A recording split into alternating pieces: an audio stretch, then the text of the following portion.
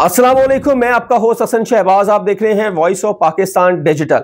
नारोवाल में भाई ने भाई का कत्ल कर दिया और इस सोशल मीडिया पे इस टाइम टॉप ट्रेंडिंग है।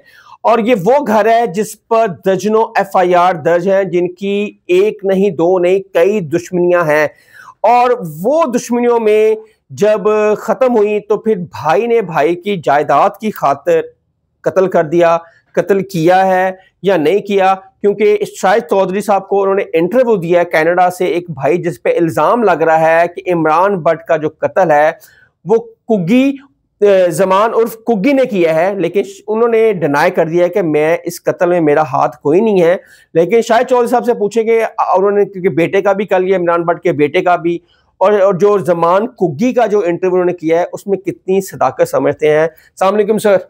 वालेकुम अस्सलाम सर, नारोवाल में बहुत बड़ा खानदान जिन पर एक नहीं दो नहीं कई एफआईआर कत्ल की दर्ज है। 100 से ऊपर कत्ल, 100 से ऊपर कत्ल, 150 से ऊपर कत्ल और एफआईआर।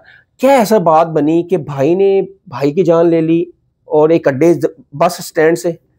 पता क्या होता है, जब हम जुर्म की दलदल में उतरे होते हैं ना, तो हमें ये नहीं पता होता कि हम किस हद तक जाएंगे। ये भाई जो है ना, इन्होंने इतनी कत्लो गारत की है ना, कुगी ने, हाजी शाने ने, अरफान मलंगी ने, दुश्मनी में पैसे लेकर नहीं, अपनी मुखालफत में इन्होंने कम से कम जो है ना, मेरा ख्याल है अगर ये बात मैं कहूँ ना कि नारोवाल को खून में नहला दिया है तो ये बात गलत नहीं होगी। दर्जनों के हिसाब से 150-200 मर्डर आप गए, कोई 200 कहता है, कोई 150 कहता है। आप ये बताएं कि हमारे यहाँ से लाहौर से कितने रिपोर्टर जो हैं वो गए हैं वहां पे वाकया को रिपोर्ट करने के लिए? काफी लोग गए। उन लोगों ने कहा है कि जी वहां पे लोगों ने दुकानें भी खोली हुई थी, बाजार भी खुले हुए थे, नमाज जनाजा में लोग गए हैं, रिकॉर्ड यही है, वापसी पे लोग वहां पे वापस नहीं आए। हाँ। दो चीजें हैं, या तो लोग कुग्गी से मोहब्बत करते थे, इमरान से नफरत करते थे, या दूसरी बात है दहशत और खौफ बड़ा था। ठीक है ना? लेकिन मेरा ख्याल है कि दहशत और खौफ ज्यादा था। मैं अब आपको बताने लगा, इमरान जो है ना, इससे 2 शादियां की थी, इसके 9 बच्चे हैं इमरान भट्ट के जो फौत हुआ है, बेटियां बेटे डाल के। तो मैंने रात जो मुद्दई है इरफान, उसके छोटे भाई अदनान का भी इंटरव्यू कर लिया है। कुग्गी के साथ मेरा ऑलरेडी जो है वो रब्ता हो चुका हुआ, 4-5 दिन पहले मैंने उनका भी इंटरव्यू कर लिया हुआ है। हाजी छाना, अरफान मलंगी जो है उनको मैं जाती तौर पर जानता हूँ, क्योंकि अरफान मलंगी एक दफा मेरे पास आया, हाजी छाना साहब 2-3-4 दफा मेरे पास आए मरहूम। तो मैं इस फैमिली को ना सारा जानता हूँ। इनकी काफी घरानों के साथ वहां पे दुश्मनी थी। अभी जो है ना, इन्होंने सारी जिंदगी की जमा पूंजी तरह में गड्ढा बनाया हुआ था। अड्डे की मालियत जो है ना अरबों रुपए में है, इनके डेरे की मालियत वो भी करोड़ों रुपयों में है। जिस डेरे पे ये डेरा नामो भट्ट, इनाम भट्ट का जो डेरा है, तो नारोवाल के अंदर जो है ना, इनसे ज्यादा खतरनाक कोई नहीं। बहुत बड़ा सियासतदान है एहसन इकबाल। एहसन इकबाल भी के साथ भी इनकी मुखालफत थी। वो बाबर खान एमपीए को उन्होंने मारा हुआ है, उसके साथ भी इनकी मुखालफत। इमरान भट्ट ने मारा था? ये इमरान भट्ट जो मर गया ना, इससे कत्ल किया हुआ था। इसके साथ एक लतीफ नाम का लड़का था, वो भी इश्तिहारी था। 40-50 उसके ऊपर मर्डर थे ना।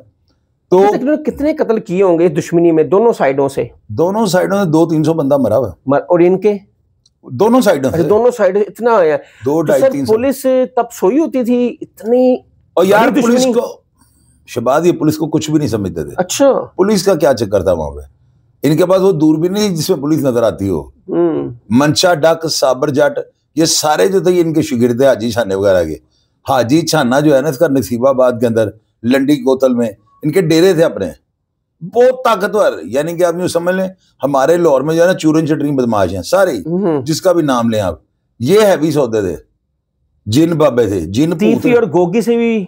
मैं कह रहा हूँ सारा हमारे लाहौर के जितने भी बदमाश है ना, वो चूरन चटनी में। आप ये कह लें कि पंजाब में इनसे बड़े बदमाश नहीं थे? नहीं, पंजाब में तो बहुत थे। अच्छा, बहुत थे। लाहौर की बात कर रहा हूं। लाहौर की। तो पंजाब का सबसे बड़ा डॉन कौन था यार? पंजाब की अगर आप बात करें, पंजाब का शफकत रबेरा, इसका जोड़ जो है ना, मुझे आज तक जितने मैंने प्रोग्राम्स किया ना, मैं इसके जोड़ का बंदा ढूंढ रहा हूं, मुझे नहीं मिला।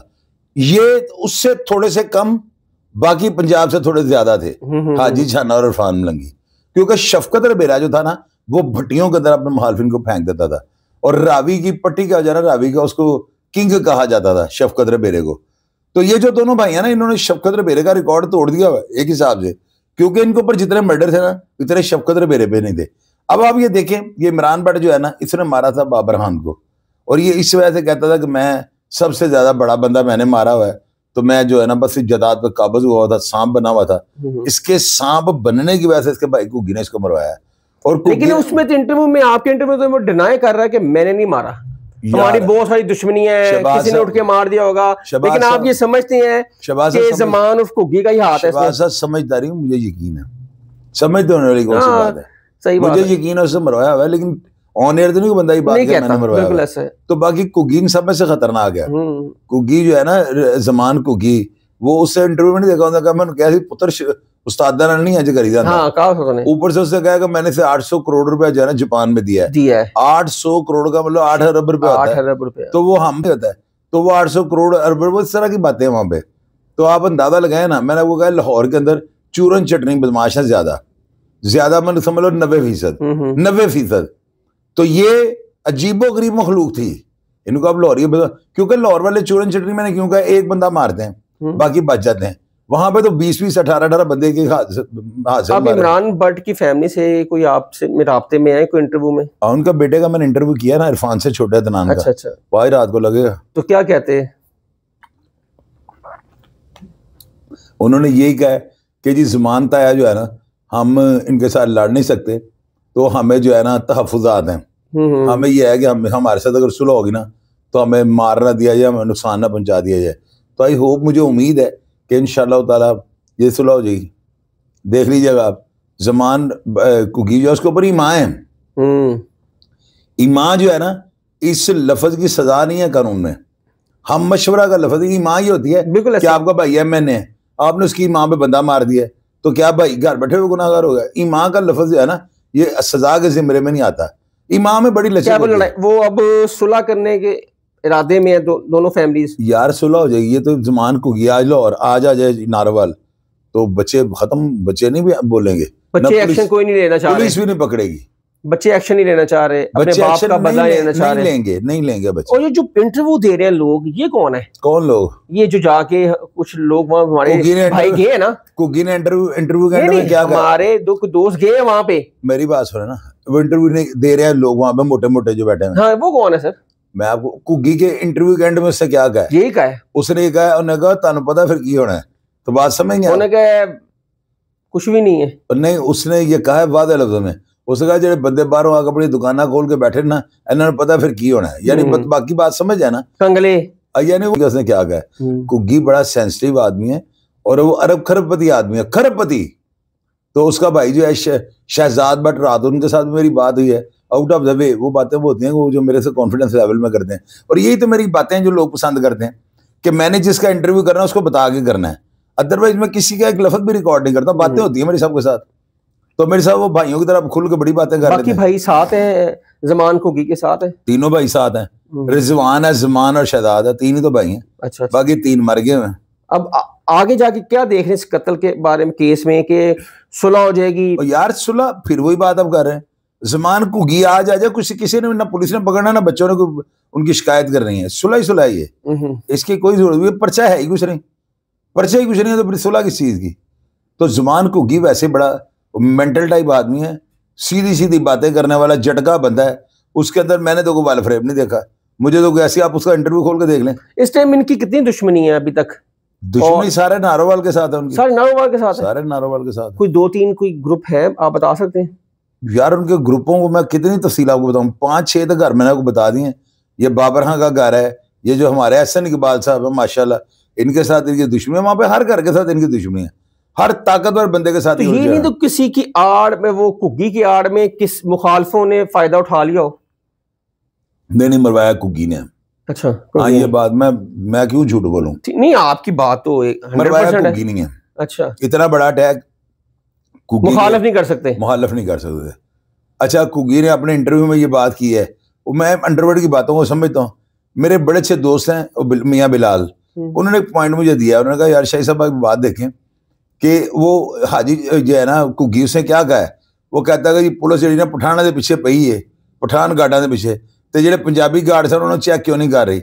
उन्होंने फिर मुझे कहा, उन्होंने कहा देखो कुगी पुलिस की तवज्जो हटा रहे हैं कि पंजाबियों ने पास मतलब ने पठान तोड़ा होगा, और ये बात समझ में आती है बाद में से बात। ये सवाल हुआ है उधर, हमारे किसी एंकर ने सवाल किया है कि इमरान भट्ट के गार्ड कुगी ने खरीद लिए, उनका गलत है, कोई ऐसी बात नहीं है। ये 10 से 11 मुसल्ला लोग आए हैं, उन्होंने अंदर घुसते हुए फायरिंग कर दी है। कुगी ने ना, आपको मैं बात बताऊं, वो जो बंदे उनकी जायदाद के ऊपर बैठने की कोशिश कर रहे हैं, उन सबको ये चाहिए इंडिया चले जाए।